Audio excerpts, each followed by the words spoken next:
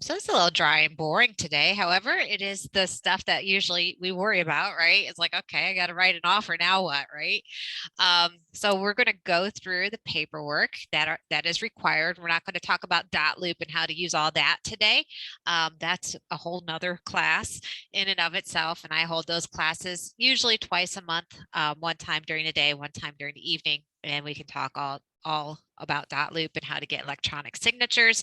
If all else fails, you can always print these papers out and have them signed by hand. Um, so you have a buyer and you need to make an offer. Let's see, Samantha, you've had a listing, right? Yeah. Okay, so you haven't had a buyer yet to submit an offer. No, not yet. Okay, perfect. So you guys are going to be perfectly ready to do this as soon as we're done with this class. So the first thing you need, of course, is your consumer guide to agency. And when does that have to be presented? Does anybody know? First meeting. Yes, very first meeting. So you probably will already have that document when you go to write an offer for your buyer. Just be a matter of finding the document and making sure it's in your dot loop. And the next one, this one is not mandatory. Can anybody explain what this document is? I'm reading it here, but And every company has a different version of it. This is our version of the buyer representation agreement. Basically, it's stating that you are representing the buyer while they're looking for a home. This document is not necessary because there is an assumption when you write the purchase agreement and you have the agency disclosure that you are representing the buyer. However, this can be signed during when you're going on showings and things like that to kind of lock your buyer into being working with you and not just working with any person they call online.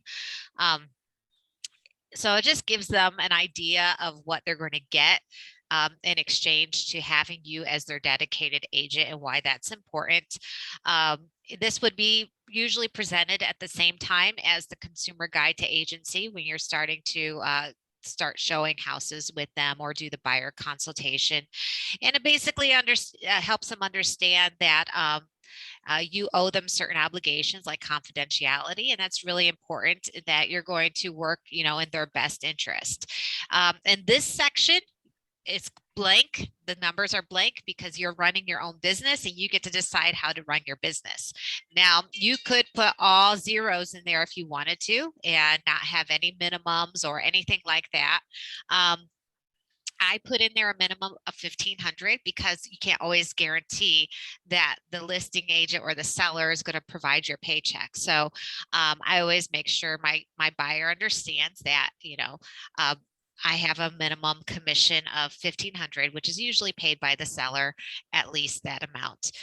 You can put whatever number you want to in there. It's up to you. Like I said, it could be zero. There is a section on here about working with for sale by owners. So that way they can feel confident if they want to look at a for sale by owner house, they can still work with you. And then the fair housing statement for them to know that if they ever feel discriminated against, there is recourse for them. And at the bottom, they would just sign and you would sign it as well. So that one is not mandatory to submit with your purchase agreement. This is the agency disclosure statement. So now we're jumping into the paperwork that comes later. So those first two documents, they come at your buyer consultation the first time you meet with them. Now your buyer has found a house and they want to purchase it. So we can't fill out the agency disclosure statement until we know which home they want to put an offer on, because the agency disclosure statement defines which agent is representing which clients. And there are three sections here. So at the top, we're going to put in the property address, the name of the buyer, the name of the sellers. Now it is the buying agent or the sales agent when you're representing the buyer to fill this document out. The listing agent does not fill this document out. So you choose from one of these three sections. The first section would be if you are representing your client in one brokerage and the listing agent is representing their client in a different brokerage. So you have two different brokerages, and that is typically what happens. And so you would fill out the first section.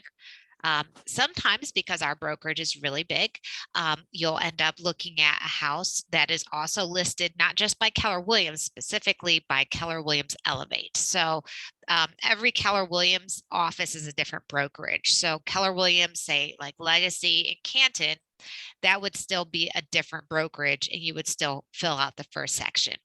This is when you have another agent that is in Keller Williams Elevate as the listing agent. Then you would fill out this section.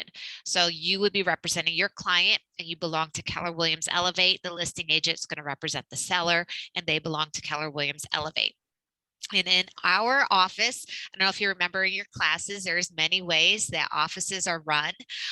In our office, all the agents work separately for their client.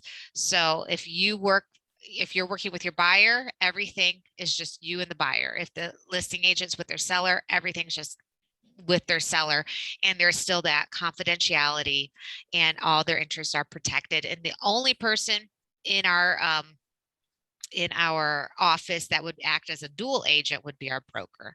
So we would be this first section up here. The second section are for offices where usually they're smaller and they're more like a team, where everybody in the office would represent everybody. So everybody would be a dual agent and would act in neutrality. So in this situation, only the broker and the managers would be dual agents and act in a neutral position. Down here, everybody in that office or brokerage would be in that neutral position. And then down here would be if you were, say, your buyer is interested in purchasing a for sale by owner. In this situation, then you would be the only agent involved, and you would be representing. Who would you represent in that situation? The buyer. The buyer. Very good. You would represent the buyer. And so you would be checking this one here at the bottom that says representing only. There's only one agent involved with Keller Williams Elevate, representing only one seller or buyer. So if you're purchasing a FSBO, that would be the buyer. When would be a situation when you would check this top one up here? If you had a listing with a particular client, you had established agency, and then you also had a buyer with additional agency with them, then would you check that box? Yes. If So they were involved in the same transaction? right, exactly. So if you have a listing, and then maybe one of your buyers that you have that buyer agreement with wants to purchase that listing that you've listed, and they both kind of want you equally, you do have to disclose to them that there is a dual agency issue here and a conflict of interest. And at that time, either one could decide to work with a different agent. So you do have to disclose if that's going to happen, and they have to approve it on this form that dual agency is okay. I've only done it once, and I don't think I'll ever do it again unless I really had a strong relationship with both sides. For example, say you have a listing and a buyer comes through, wants to purchase the house. They come through an open house. Say you have no relationship with this buyer other than that they come through the open house for your listing and they want to purchase it. In that situation, who do you have obligation to, the seller or the buyer? Can you, sorry. That's all right. Jen, So can you repeat that one more time? You have a listing and you do an open Yeah. house, right? And you represent Okay. the seller, and say a buyer Mhm. comes through, they're unrepresented and they want to Mhm. purchase the home, and they don't want to work with any other agent. Mhm. Who do you have a higher responsibility to in that To the situation? seller. To the seller, exactly. So in that situation, what I would recommend is not to do the dual agency, since you don't really have a relationship with that buyer. Still only represent the seller. Check the second box, only represent the seller, and explain to the buyer that you will write up the contract. However, you will still be working in the seller's best interest, and they will be unrepresented. So that's how I would handle that situation. You can still take the whole commission if you want to. That doesn't mean you can't take both sides. It's really up to Mhm. you. Or you could discount the commission and say, hey, they don't have an agent. Well, you get to save on commission. It's really how you want to run your business. That is in my opinion, a better way to handle that situation, because now they're not like wondering, are they really fighting for me? Who are they fighting for? They know your Yeah. seller knows you're still on their side and you're working hard for Well, I them. think, if an individual knows that you're, excuse me, that they're going to be treated honestly and fairly, I would say that, along the lines of what you had mentioned, Jen, and that, you can check the seller boxes that are, your sole representation, but then know that, the buyer, maybe per their wishes, or maybe they've alluded to wanting, to work with an agent, but just haven't been in contact with one yet. You can still say like, well, we can help you, write up an offer, but we are representing, the seller's best interest, or I'm And we representing my always client's best. recommend that they have representation. Absolutely. Oh yeah, of course. Yeah. And can we do that? So let's say that happens, right? At the open house, they're just, in the neighborhood. Let's say they're neighbors, as you've said before, they're nosy and kind of just wanting to get a feel for what's available in that area, but they're looking to, um, switch it up. Can you just simply recommend someone that through your own brokerage?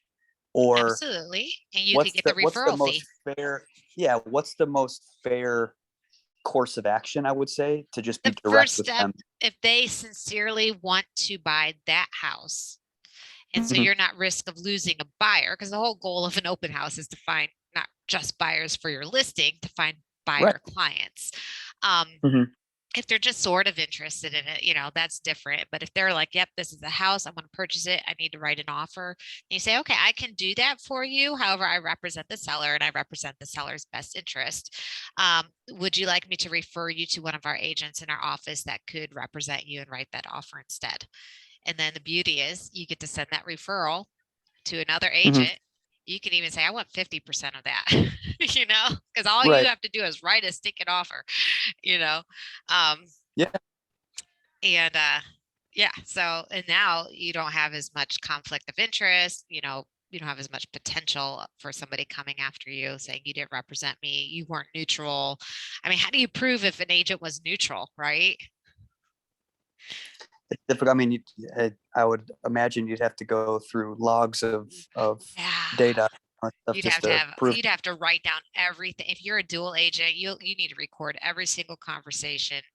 I That's kind of like they are the broker that I knew, up in Cleveland. He had mentioned, to converse through email more so, if you can, if it's Yes. applicable, converse via email more so than over the phone. um because the paper trail, you Yep. need to have that paper trail, and you're, as you were saying, especially in dual agency, you need to make sure that that's there. Yep. Absolutely. 100%. Um, yeah, the situation I was in is I had an open house. She came through and she just wanted to work with me. She trusted me, the buyer, and so I was like, I need to sell this house. And she's like, right now, the only one that wants to buy the house. So I Yeah. I did it, and I wish I would have checked the bottom box because I don't think she would have cared. And then I could have still fought for my seller's best interest, but I put myself in a bind where I had to be like this neutral person, and my seller didn't believe I was being neutral and thought I was fighting harder for the buyer. And it was just, Yeah. yeah, it just put Yeah, me in a very it's awkward difficult. situation. It's just a Yeah. matter of explaining that. I think in that case, it's an unknown, but if it's, especially if it's a property that's going to maybe not be like the easiest sale, where Yeah. like the terms of the contract, the price point, everything are very spot on, as you mentioned before, that the initial price is huge. Like say this is the first showing, or the first open house, first marketability, let's put it that way, or first week of its marketability.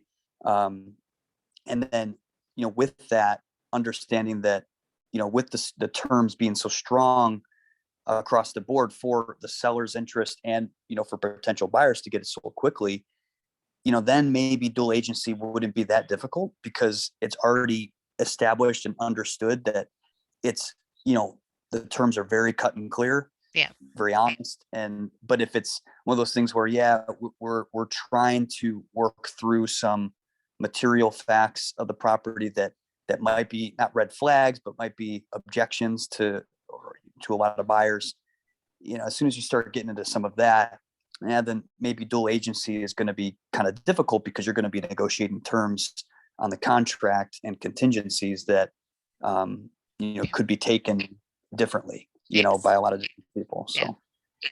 Very good. Then here's a back that goes into further detail about what dual agency is for your client. So they just need to sign this first page, both the buyer and the seller. So as you're preparing your offer to purchase, you'll have the agency disclosure. This is the first document that they should see when they go to sign the offer to purchase. It should be this agency disclosure, just, hey, right up front, this is who's representing who, before they go any further. So I always make sure that's the first document when I send it over to my buyer to sign the offer to purchase. And then we have the offer. Sorry, really quick. Yeah. Is the commission on there too? The commission breakdown on the agency disclosure? Not on the agency disclosure. No, we'll show you Okay. on the the offer to All right. purchase. And I'll be actually, can you see this? Can you see this here? Yeah, of course. My Firefox. Can you see Firefox? Not Firefox. I just see the Okay. offer to purchase. All right. So now I'm going to show you. We're going to go into the offer to purchase. So that would be the next big document that we have. I'm going to go to Firefox because I have here, if I can find it.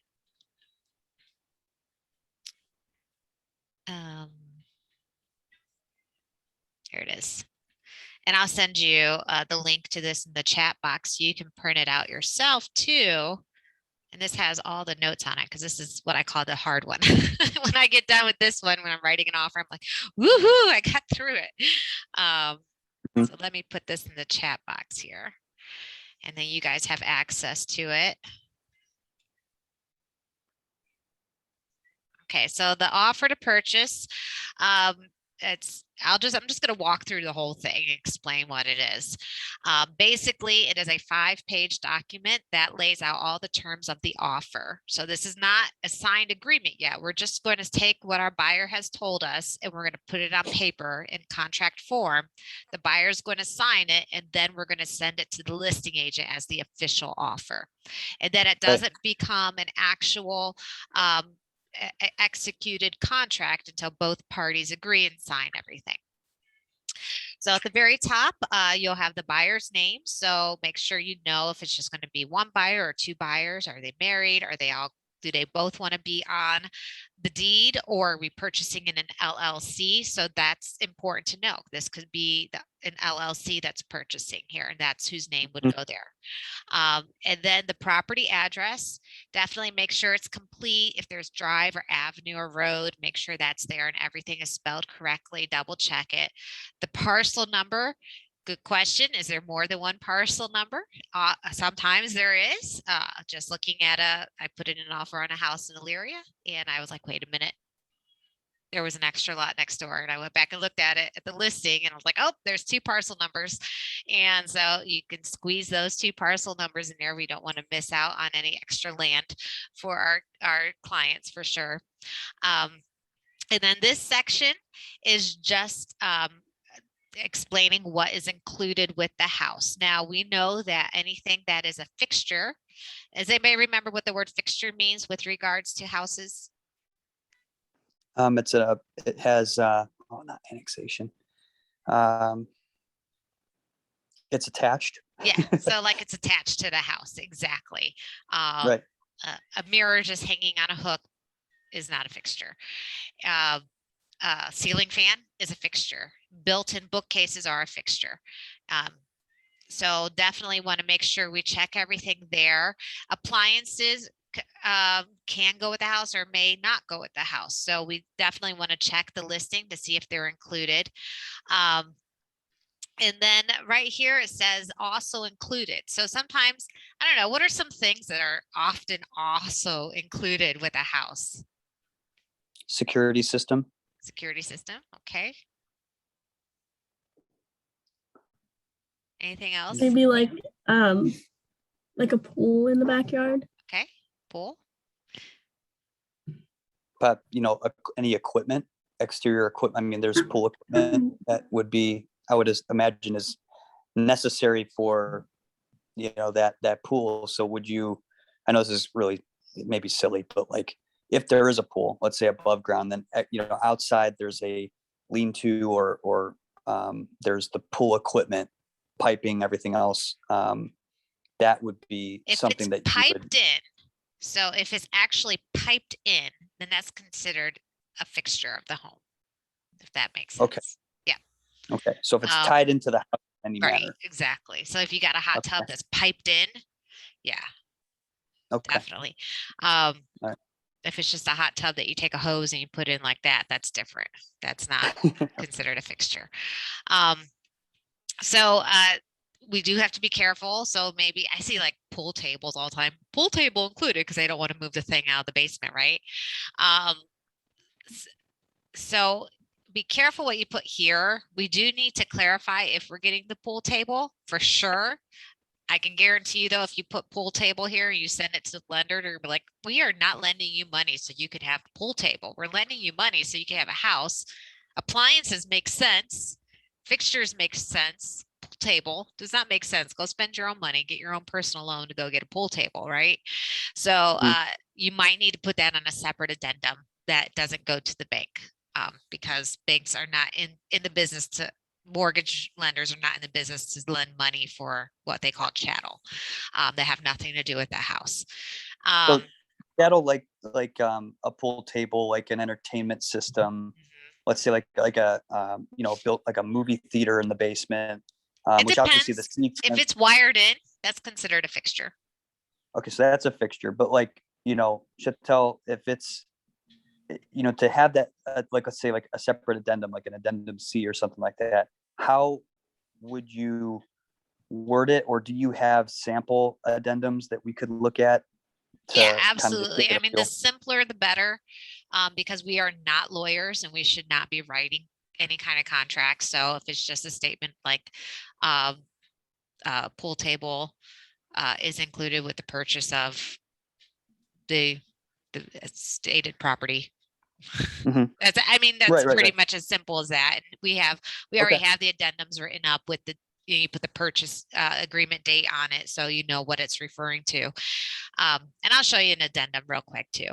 And then this section here would be things you don't want at the house. Maybe it's a tenant you don't want at the house, not included. Tenants, if they're supposed to move out before we take ownership of the home, or not included, like if there's a broken down vehicle in the backyard, I've seen that before. Trampolines or play sets, that's got to be gone before we finalize this deal. And those are things you would look and check and make sure it happened before 3 days or 3 to 5 days at the final walkthrough. Right. The second section is always confusing for everybody, where you check, is this a secondary offer or not a secondary offer? So usually, it should be not a secondary offer unless you are putting a backup offer in. So say it's already under contract and you're just putting a backup offer in. That's the only time you would check that this is. So for our purposes today, you check this is not a secondary offer. And if you do want to put in a secondary offer, talk to me. We'll make sure we have it written up good. This part here is the offer price. Make sure you know exactly what your client is wanting to offer. Use your decimals and your commas, because it's very easy to make a mistake. And we don't want to be offering 3 million on a house that we meant to offer 300,000 on. So, or 30,000 instead of 300,000. Those commas and those decimals will help make sure you don't make an error like that. And then this part is the earnest money. Do you know what earnest money is? It's to be offered from a buyer to the listing broker, and it's to be placed in a oh my goodness, I'm drawing a blank, but I know what it is. It's a broker's shoot. account. Okay. Well, I explain it like this to my clients when I'm explaining what earnest money is. I tell them most sellers expect earnest money. It is not mandatory. However, it does show good faith that you are serious about this purchase. And what's going to happen, the way that we do it at Keller Williams Elevate, is that once your offer is accepted and we have an executed contract, an agreed upon price, then you have 4 days to deposit this earnest money at the title company with the title company. And then the title company is going to hold it in an escrow account until closing. And that That's it. money is going to go towards your down payment. So it's still your money. It goes to the down payment. You could risk losing it if you were to walk away from this agreement for no reason. Not only could you lose your earnest money, you could also be sued. So it is important that we understand, that we make good contingencies, make this contingent on an inspection. It's contingent on you obtaining financing. So if for some reason your financing falls through, or if the inspection comes up with something that's serious, you would have a way out of this contracting and get your earnest money back. Mhm. I explain it to them that way. If there's a disagreement about the earnest money and the seller does not want to release the earnest money for some reason and you decide not to purchase the home, the earnest money is held in escrow for 2 years. And at that time, it does revert back, it is given back to you as the buyer, unless the seller sues and brings litigation to get that earnest money. So in most cases, very low risk of losing your earnest money. Does that make sense? Any questions about the earnest money? Yeah. Okay, good. And then down payment, it's important to put this amount here. I almost always put in a percentage rather than a dollar amount, because if we change up here the offer price, then this dollar amount would change, and then it's hard to remember. They have to scratch out all these numbers and it gets messy. So put in the percentage. They'll tell you how much they plan to do down as far as that's concerned. And then I usually, for the mortgage loan to be obtained, you could put in the dollar amount and then figure out what the balance would be. I'm not, a loan officer, and I know that things can change with the offer price and things like that. So I personally just put the word balance in there. So it's going to be offer price minus this percentage down payment, and then the balance will be the actual loan amount. So that's how I do it. You don't have to do it that way. And the listing agents seem to be fine with that. The seller and the listing agent are most concerned to know how much are they putting down, especially in this day and age when we're talking about appraisals and coming in low and stuff like that. They want to know we have strong buyers that have, a good amount of resources. And then the financing section here, this part you would leave blank if it is a cash deal. If you're using a conventional FHA VA, you would fill out this section here. Now, I like to purchase properties with my line of credit. Is that cash? Would the deal be like a cash offer? Yes, it would. However, it's not exactly cash. It is line of credit. So that would be a cash and other, and then I would write line of credit. So it's good to know where your buyer is getting the money from, because if you don't disclose that this is actually a line of credit and not cash sitting in a bank, that could be a problem for you. So there's some other or hard money loans, things like that your investors might be using. Put that in there. Financing, then we need to have about 7 days to get that application done. And so it's important to make sure your client understands that they need to finish their loan application in this amount of days that you put here. This is a binding agreement.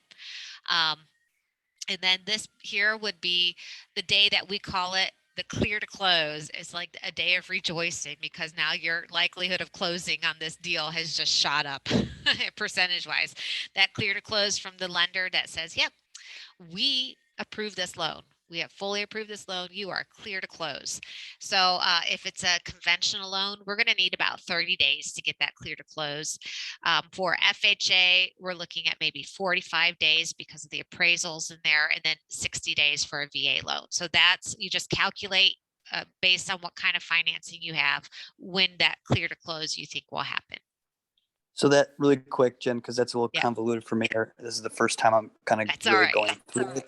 No, it's okay. No problem. I just wanted to get into it. So the financing with regards to the 7 days, okay, that's approximately how long um, th- uh, they'll need the client will need to prepare and obtain the pre-approval, um, Seven or not days is for them to finish the application for the the loan. application. Yeah, And so get all their that's based documents on turned in the and everything. okay, and that's based on the date to which they fill out um, the offer, the purchase offer. It would be the latest signed date on it. That would be the actual purchase agreement date. So Gotcha. right. So whatever the latest date on it is, maybe we have one more initial that we initial next to some kind of change, and that's the final one to make this an Okay. executed document. That's the date you go by. Okay. And Yep. then, so for instance, because I was looking at this property for a client, and they um, on the listing agreement, or is it not the listing, but on the MLS um, listing, they have. Oh, geez, I'm trying to pull it up. Sorry. They had um, at the bottom with in the office information, they had available financing, cash, FHA, VA. So what exactly are they implying there? If it says available financing cash, FHA, conventional, if it has all of those, it just It means does not have. they're open to any kind of offer, pretty much, Okay. with So regards. basically, that by having, which I know that FHA and VA are a little bit more strict Yeah. in terms of um, loans. So with it not being, or with conventional not being there, that's pretty much they're saying like, okay, we're okay with cash, FHA, VA, If we knowing didn't that put conventional, that's just an oversight. exactly. So I mean, Yes. conventional would be obvious they would take that. That's Yes. likely on the listing side. Most sellers would be very accepting of conventional, would put those above any VA or FHA Yes. And so loans. that's where I would encourage you, not you, I would encourage that listing agent to go back and proofread their listing, because I often I do searches for my clients based on their type of financing. So if they're an FHA Yeah. approved buyer, I search FHA. If I want it to be, I want to make sure it's not a cash only off situation. However, it doesn't have to be as good as an FHA home. I'll put in there conventional, and I'll search Right. and make sure there's, because I assume if you're going to take FHA, you put conventional down there. However, now I'm like, oh my gosh, Right. It's kind of listing strange. agents, come on. Well, I Attention to wanted to details. clarify that. I mean, I kind of knew, but I just wanted to clarify that just to make sure my head was on straight. So that's Yeah. all. So no, that's just an oversight. I always go And back then and look at my MLS. I click on the MLS number on the actual MLS, and I look through everything and make sure it looks good. So I would encourage correct. you to do that. But that's another Okay. class. No, it's okay. And then going back really quick to the Yeah. number of days, you said for VA versus FHA, how long does it take for that loan to process? You said 60 days Yes, for because they FHA have to work with different um like entities. government entities and stuff like that they have to wait on documentation and stuff like that for the VA. Okay, so FHA would be technically, or realistically, 60 days. VA would be how long from Um, your? well, back in the day, FHA was only like 45 days. I don't know. Okay. It could be longer now. VA Okay. back in the day, 60 days. Gotcha. I Okay. assume we're going I to got the get two back to mixed up. normal, Yeah. whatever normal is. Right. Okay. Yeah. Even conventional lenders are saying they need more than 30 days right now. So talk to your lender. Mhm. I would definitely say, best practice is to talk to your lender before you put in this date Mhm. and say, hey, can you close by this time? They might be like, Right. oh, we're so backed up. We're going to need 40. Or they'd be like, yeah, your client has turned in everything. We're almost good to go. We need like 20 days. So you never know. And then the closing date is going to be based on this date here if you're using financing. So if I get a clear to close, if I'm working at the title company, I get a clear to close from the lender. I just need a few days to finalize the paperwork and get all the numbers lined up and to get that paperwork approved by the buyer and seller and to schedule appointments for them to sign. So I need a few days to do that. So you could do, so this is the closing date. If you're just talking about a cash offer, you know, the title company can crank that out in about 2 weeks. So you'd only need a closing date of 14 days. If it is a financed offer and you have a date up here, then we're going to need about 2 to 3 business days after this date on line 50. Make sure it's not a holiday. Look at it. Make sure it's not a weekend. And I would avoid Fridays because there's nothing worse than your client thinking they're closing on a Friday and then we need an extra day. However, that turns into 3 days because it's a weekend, right? So nobody wants to be delayed 3 days. 1 day we can, you know, deal with that. So I would definitely schedule, you know, where you put that closing date, put it right in the middle of the week somewhere would be my recommendation. The transfer date is when the county actually transfers everything. That has really nothing to do with whether or not the home's been purchased or not. That's just the transfer date. That's when the, you know, the water bill switches over and stuff like that.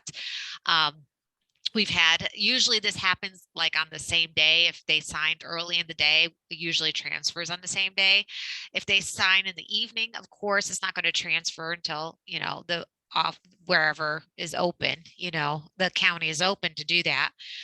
So that's usually the next business day afterwards. So I usually just put the next business day after this date is the transferred on or about. Now it's been interesting when we hit the lockdown, we were talking between this closing date when everybody signed and the money transferred hands and this transfer date, it was weeks.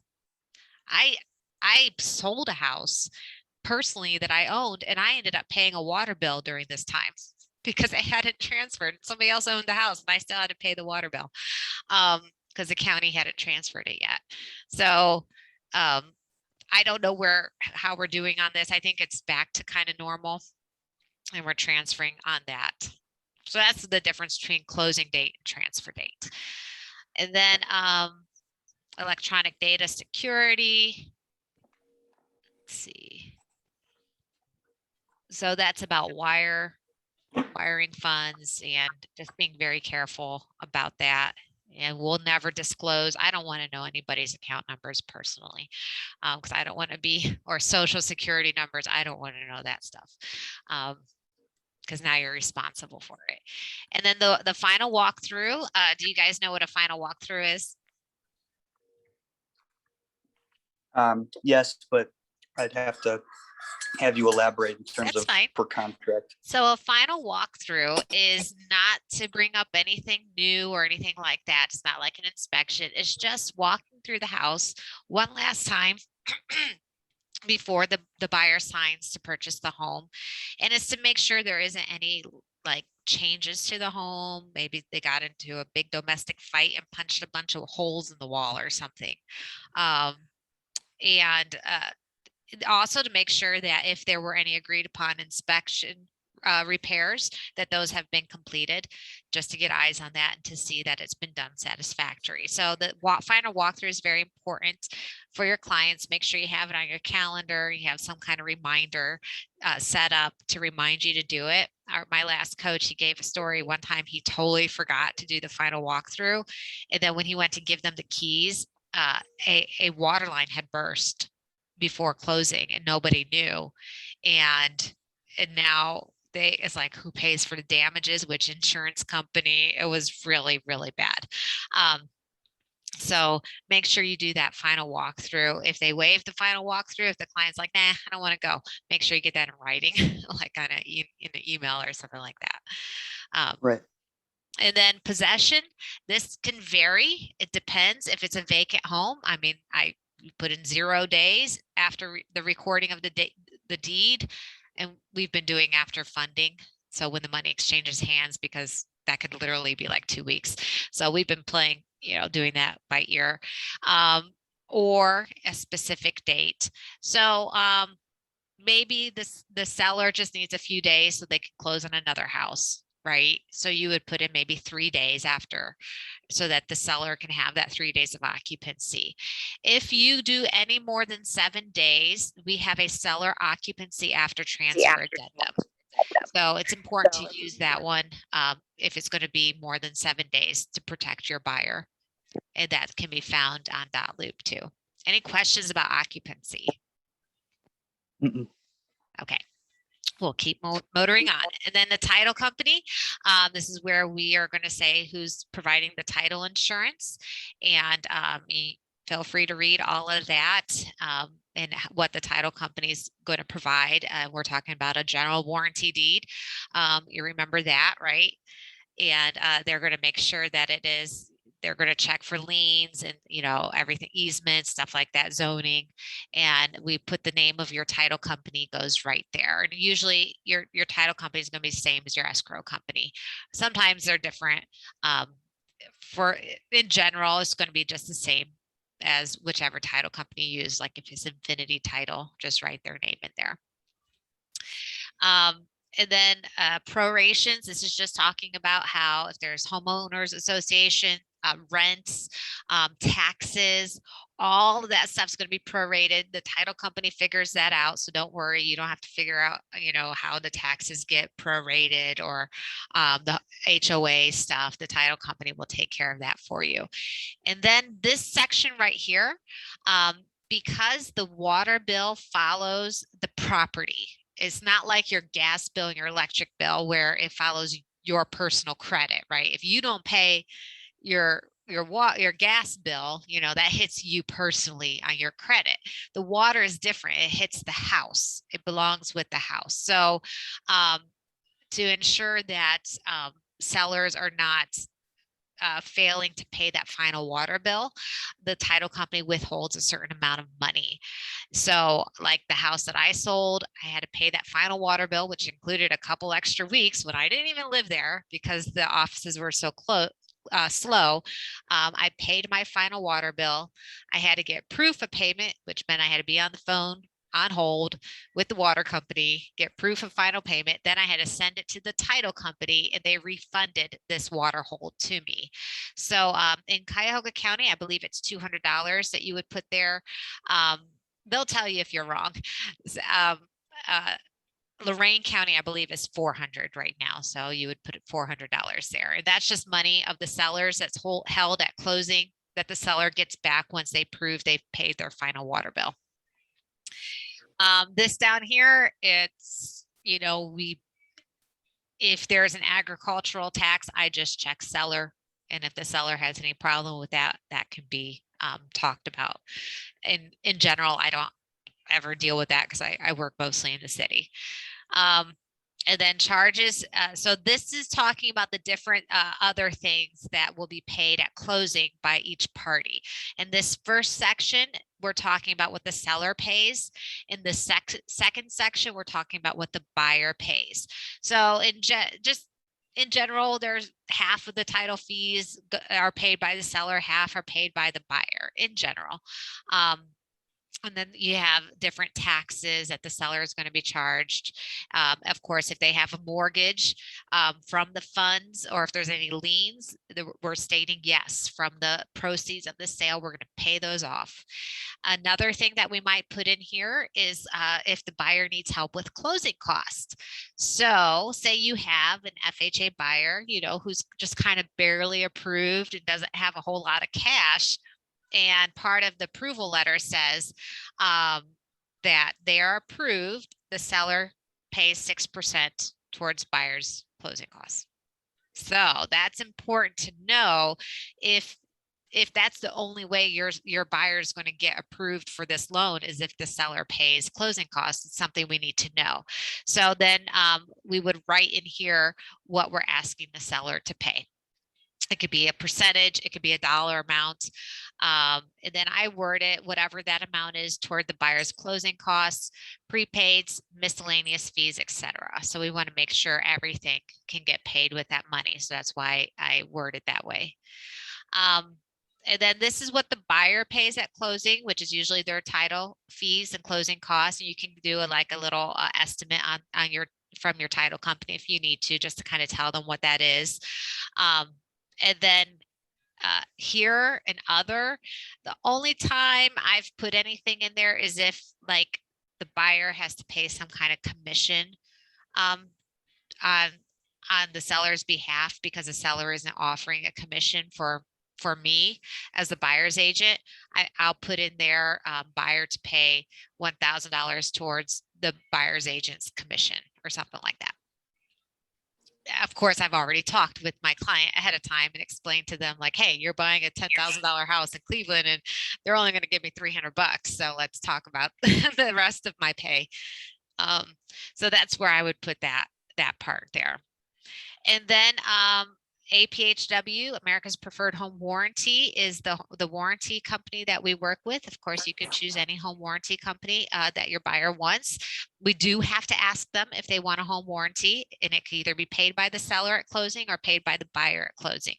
And that's where we would distinguish if they are getting one or if they're not, and who's going to pay for it right there.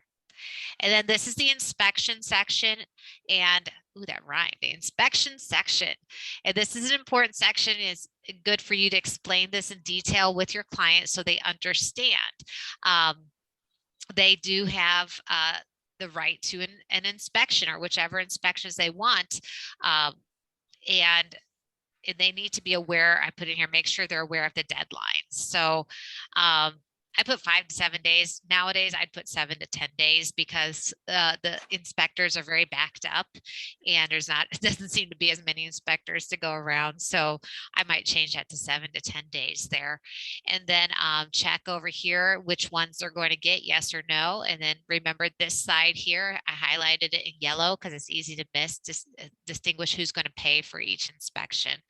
And then I always use other, and I write in this sentence, any inspection deemed necessary by the general home inspector. Or if maybe they want to also get a structural inspection, then that's where you would put that there. It is important for them to understand that the inspector needs to be a licensed inspector. That's just how it is. In order for them, for this to be valid, they have to be a licensed inspector now. And if there's anything that comes up, they need to be able to provide a written inspection report to the seller if they want out of the deal, or if they want some kind of concession for something that's wrong with the house. And there's time frames here. So it says here, after each inspection requested, buyer shall have 3 days to elect one of the following. A, remove the inspection contingency and accept the property in its as is present physical condition. That means there's no more complaining or about anything, you can't do the final walkthrough and be like, well, now I see this and I don't like this. It doesn't work like that. Once you remove the contingency, is removed and the house is as is. Accept the property subject to seller agreeing to have specific items identified in a written inspection report prepared by a qualified contractor in a professional manner at seller's expense. Or 3, the third option is to terminate this agreement. If written inspection report identifies, and notice this word material and this word latent. What does that mean? Material latent defects. Like pertinent to the structural integrity of the property. It doesn't have to be pertinent to the structural integrity. I would say if it's like more than $300 to $500 to repair, that would be a material defect. It has some costs associated with it. Latent. What does latent mean? It means it's not like plainly visible to. Right. So like what if we go person, through and the inspector's like, well, this carpet's really old, and there's a lot of stains on here and it's wearing out right here. Is that a latent defect? No. No. I had one out-of-state buyer who went under contract with me on one of my houses, and he wanted to get out of the contract because it only had one bathroom. I was like, okay. that's not a reason to get out of the contract. The answer is no. You're not out of the contract. Because that, I mean, first of all, it's clearly listed in my listing that there's only one bathroom. And second of all, you know, it's assumed that you went and looked at the property before you made an offer. I don't know how things are done in your state. In Ohio, this is not even a defect. It's just patently visible that there's only one bathroom. If you had walked through the house, you would have seen it. So that your buyers cannot come back and say, well, I just decided I don't really like these countertops because they're not granite. I don't want the house anymore. And they'll do that to you. They'll say things like that. So it's important for them to understand that, you know what, this is just for defects that were not visible when you came and walked through the house. Now, I do have a way for investors to write contracts contingent on them viewing the house, and that they can, for any reason, get out of the situation if they want to without an inspection. So if that's what they want to do, they want to make an offer without viewing the house, we need to talk about that and make sure it's worded correctly. Okay. And then ask them if they want the pest wood destroying insects. If this is a VA loan, it is required, and the buyer's choice paid by the seller. So make sure you do check that if this is a VA loan, and then you can read sort of what it says in that paragraph. And then who pays for the treatment and stuff. And if it's more than 500, then they can terminate this agreement. Lead-based paint, if the home is older than 1978, we do have to ask them if they want a lead-based paint inspection, and we do need to provide the EPA pamphlet, protect your family from lead in your home. So make sure you do that. Make sure you ask them if they would like that inspection. It's pretty costly.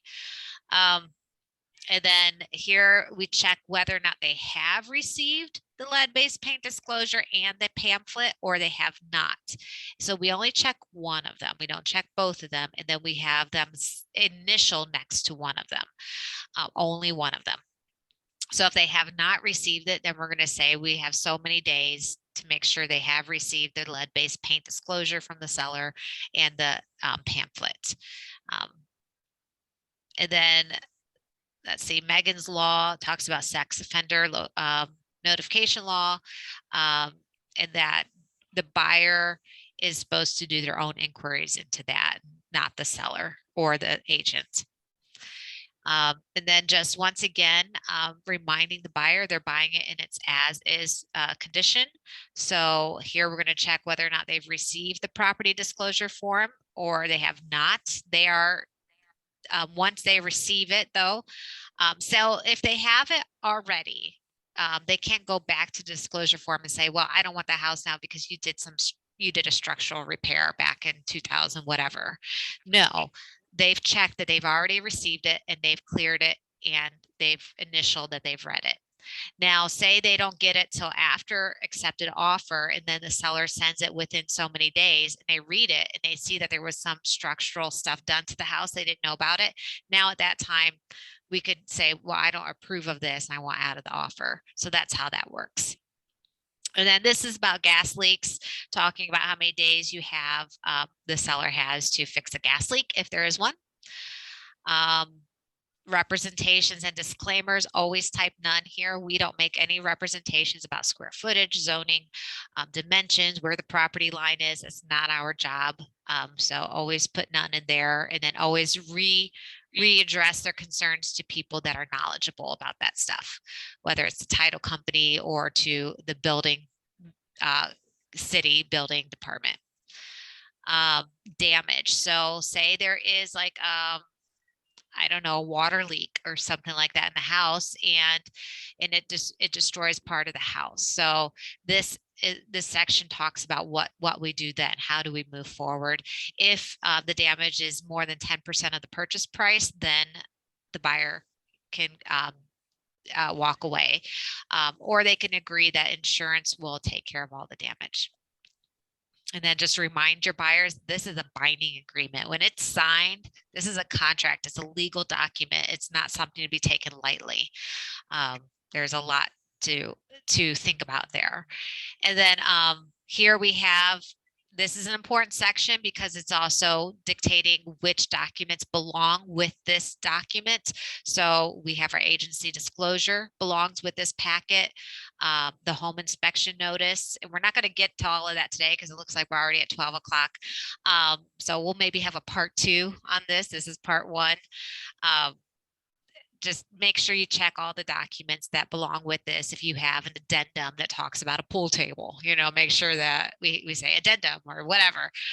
If you have, concurrency, the lead-based paint addendum, all of those things need to be checked off there.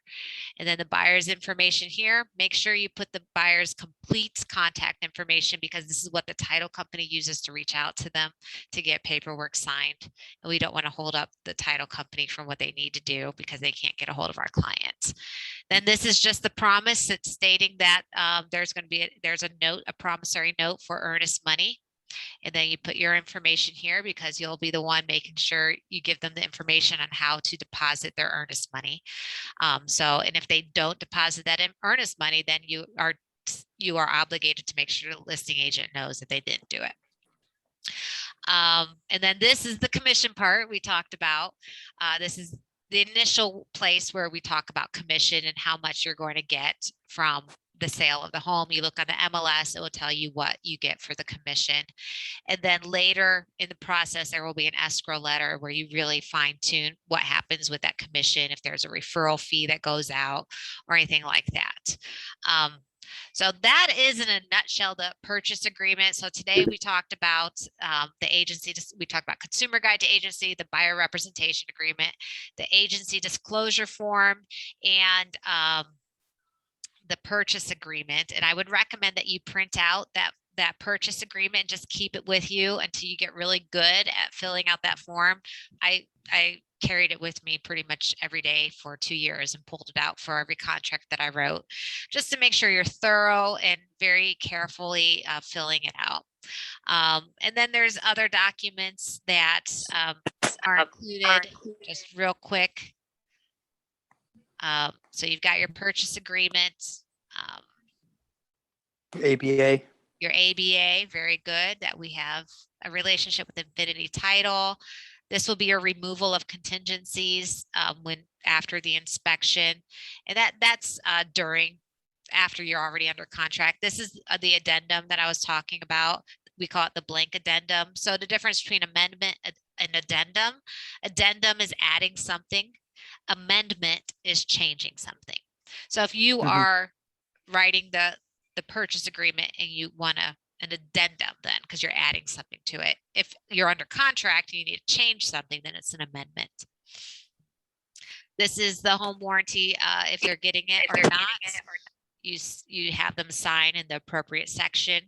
Do we have to recommend, sorry to interject, Jen. Yeah, do we have to recommend multiple home warranty offers or? Okay. You only have to recommend at least for this. So the 4-year protection, get a home inspection. Down here, you'll be checking that whether or not they choose to get a home inspection, and then checking that you've also sent them at least 3 qualified inspectors. So 3 inspectors, 3 lenders if they ask for a recommendation. Home warranty, we're not required to give them any other recommendation. Okay. And then do you by chance have, I mean, this is, a conversation later, but do you have a list of recommended inspectors like per area? I do. Okay. I have a couple that I trust and I know, but just so that I have the ability to actually list 3, I do need some extra. Yes, I think I need to clean mine up. I feel like one of them is no longer in business. So I would still recommend, even from my list, that you give them a call and just make sure they meet all the requirements and that you're happy with them because your name is going with those people. Yeah. All right. So that was, yes, go ahead, Samantha. Sorry, I have a quick question about the recommending the lenders.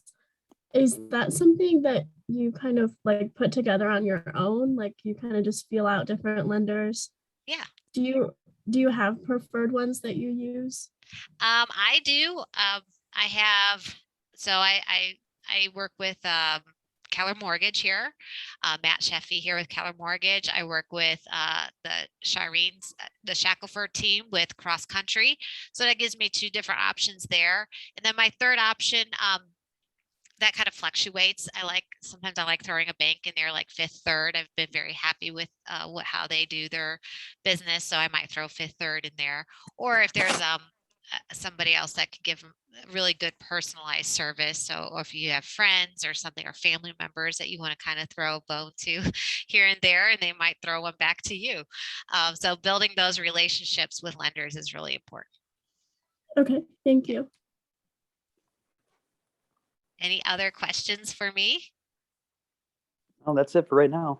Okay, well, that was writing a contract in a nutshell, and it's a lot. So I still expect that we can work together when you guys write your first contract, and we'll do it together. Sound good? Sounds great. Yes, All thank right. you. Have a great rest of the day. See you later. All right, take care. Bye. Bye.